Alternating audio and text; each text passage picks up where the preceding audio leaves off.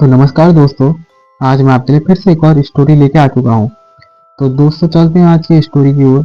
बहुत ही बढ़िया और बहुत ही मज़ेदार कहानी होने वाली है, इसलिए आप सभी इसको सुनने के लिए तैयार हो जाइए और अपने कानों में जल्दी से हेडफोन को कनेक्ट कर लीजिए। तो चलते हैं। नीता अपने कॉलेज की परीक्षा होने के बाद अपने गाँव जाना चाहती थी, लेकिन उसके गाँव जाने के लिए केवल एक ही ट्रेन थी। इसलिए उसने 2 महीने पहले ही टिकट के लिए आवेदन दे दिया था, लेकिन उसके टिकट का स्टेटस अभी तक वेटिंग लिस्ट में ही था।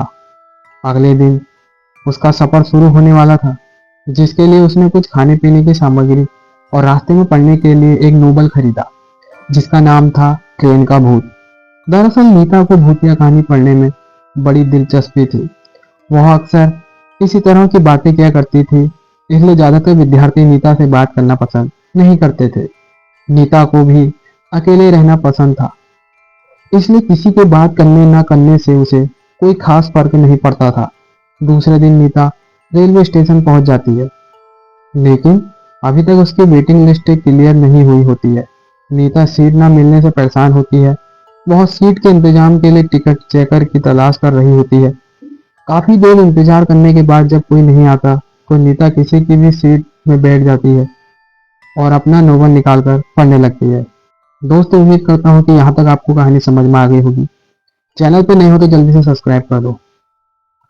ट्रेन में यात्रियों का आवागमन चलता रहता है, लेकिन नीता भूतिया किताब में पूरी तरीके से खो चुकी होती है। किताब पढ़ते पढ़ते नीता को 2 घंटे गुजर जाते हैं। तभी ट्रेन में टिकट चेकर आता है और वह नीता से उसकी टिकट मांगता है। नीता टिकट दे देती है, लेकिन नीता का टिकट वेटिंग लिस्ट में होता है। यह देखकर टिकट चेकर नीता से कहता है, क्या तुम सारी रात ऐसे ही बैठे बैठे सफर करोगी? तभी नीता कहती है, नहीं सर, 23 नंबर का बर्थ खाली होने वाला है और सुबह तक उसमें कोई नहीं आएगा। मैं उसी में बर्थ में ही सो जाऊंगी। नीता की बात सुनकर टिकट चेकर को ताज्जुब होता है, क्योंकि यह जानकारी तो गुप्त है। फिर नीता को यह बात कैसे पता चली कि वह सीट खाली होने वाली है? टिकट चेकर सोच में ही पड़ा होता है कि अचानक नीता कहती है, सिर्फ 1200 रुपए के लिए किसी की जान ले लेना अच्छी बात नहीं है सर। और यह बात सुनते ही टिकट चेकर के चेहरे का रंग बदल जाता है और वह नीता की बात को अनसुना करके आगे की बर्थ में निकल जाता है। दरअसल नीता को नोवेल पढ़ रही थी। उसमें भूतों को अपने संपर्क में लाने का मंत्र लिखा हुआ था, जिसे गलती से नीता ने पढ़ लिया था और इसी वजह से नीता के अंदर शैतानी रूह प्रवेश कर चुकी थी। नीता से मिलने के बाद टिकट चेकर बहुत घबरा चुका था। दरअसल 15 दिनों पहले गलती से एक आदमी ट्रेन से गिरकर मर गया था, जिसकी वजह से यही टिकट चेकर था, लेकिन यह सिर्फ एक हादसा था। टिकट चेकर अपनी सीट पर बैठा ही होता है कि अचानक नीता बगल में आकर बैठ जाती है। नीते का चेहरा पहले से कुछ डरावना लग रहा था। उसके बाल बिखरे हुए थे और आंखों में काजल फैला चुका था। नीता देखने में ऐसी लग रही थी मानो कोई डरावनी चुड़ैल हो। नीता को देखते ही दहशत की वजह से टिकट चेकर बेहोश हो जाता है।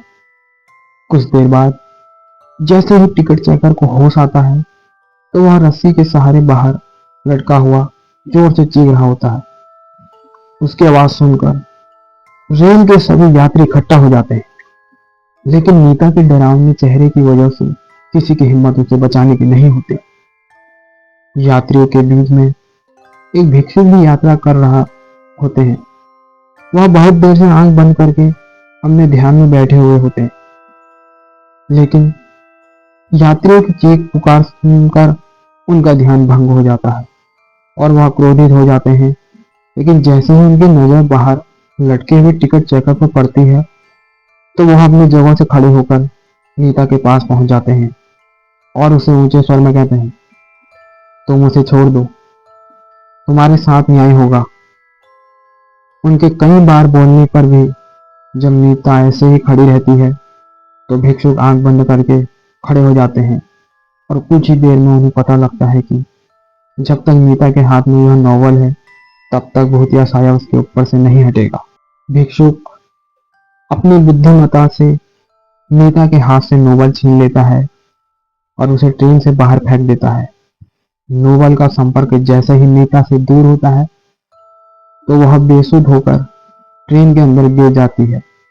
लेकिन इसी बीच टिकट चेकर जो कि ट्रेन की खिड़की से लटका हुआ था वह नीचे गिर जाता है। इत्तेफाक से उसकी जान बच जाती है, लेकिन उसे जबरदस्त शारीरिक क्षति पहुंचती है। भिक्षुक मीता को अपने काबू में करते हुए रेल से नीचे उतार लेते हैं और उसे उपचार हेतु अस्पताल पहुंचा देते हैं। रेल पुलिस की टीम टिकट चेकर को मौके पर जाकर इलाज मुहैया करवाती है। वह भूतिया नोबल इंतजार कर रहा है अपने अगले शिकार का। और इसी के साथ रेल की भूतिया दास्तान कहानी समाप्त हो जाती है। दोस्तों, मैं उम्मीद करता हूँ कि आपको ये कहानी जरूर पसंद आई होगी, तो इसलिए इस वीडियो को लाइक कर देना। चैनल पर नए हो, सब्सक्राइब नहीं किया तो सब्सक्राइब करके कमेंट पर अपनी राय जरूर बताना। फिर मिलते हैं अगली किसी और कहानी के साथ। तब तक के लिए गुड बाय।